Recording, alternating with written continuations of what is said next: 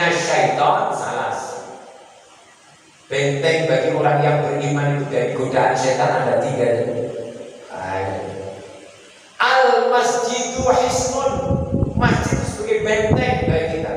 Sehingga ketika kita masuk di dalam masjid, yang kita ingat apa? Yang kita ingat ibadah kepada Allah Subhanahu wa Ta'ala.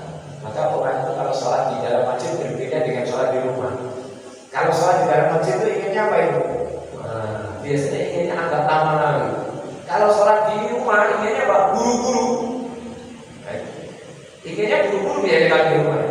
Kalau di masjid biasanya apa? Oh ada waktu ini, masih ada waktu ini kayaknya rekoman ini. Masih ada 4 menit. Wah, dia gunakan benar itu 4 menit itu. 4 menit digunakan benar. Oh, tahiyat al-masjid dulu, ya, fajar dulu, atau qobliyah subuh dulu, digunakan benar-benar. Karena memang dia niatnya ke masjid dan ingin beribadah. Sehingga masjid ini disebut al-hisnu. Hisnu artinya adalah sebagai benteng kita daripada godaan setan. Al-masjidu hisnun wa dzikrullahi hisnun. Demikian pula berzikir kepada Allah itu juga sebagai benteng juga, agar kita tidak dilalaikan dalam hidup kita ini.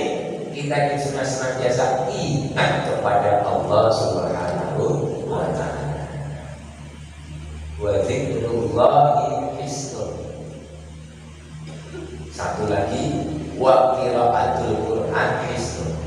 Kita membaca Al-Quran juga sebagai benteng juga bagi kita, agar kita tidak mudah untuk digoda oleh setan, tidak mudah untuk mengikuti setan. Kita baca Al-Quran, kita pahami artinya mana. Ini ada ayatnya, ada perintahnya ini.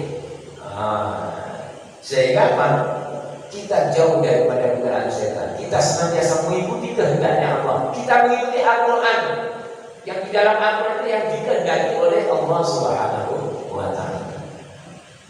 Maka orang seyogyanya yang masuk di masjid itu merasa tenang. Apabila masuknya di masjid tadi, tidak hanya di Masjidil Haram, di masjid kita juga sama ini. Masuknya di dalam masjid itu tidak hanya badannya, fisiknya saja, namun jiwanya juga harus kita ajak masuk di dalam masjid. Kita pasrahkan kepada Allah Subhanahu wa Ta'ala.